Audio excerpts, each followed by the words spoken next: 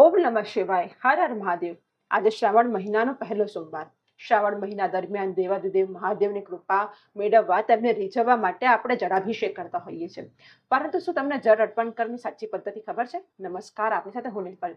અનેક લોકો એવા હોય છે કે જે દરરોજ ભગવાન દેવાધિદેવ મહાદેવ પર જળનો અભિષેક કરતા હોય છે, જળાભિષેક કરતા હોય છે. તો કોઈક એવા પણ હોય છે કે જે શ્રાવણ મહિના દરમિયાન અચૂક રીતે દેવાધિદેવ મહાદેવ પર જળાભિષેક કરતા હોય છે. પરંતુ જળ ચડાવવાનો ફાયદો ત્યારે થાય કે જ્યારે સાચી પદ્ધતિ અપનાવવામાં આવે. સાચી પદ્ધતિથી જ્યારે જળ ચડાવવામાં આવે ત્યારે તેનો ફાયદો થાય છે. જળ અર્પણ કરવાનું પણ એક પદ્ધતિ છે.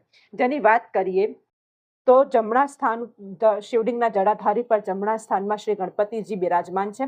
તે સ્થાન ગણપતિનું છે, માટે સર્વપ્રથમ ત્યાં જળ અર્પણ કરવું જોઈએ. શિવલિંગના જળાધારી પર ડાબે સ્થાને શ્રી કાર્તિકેય ભગવાનનું સ્થાન છે.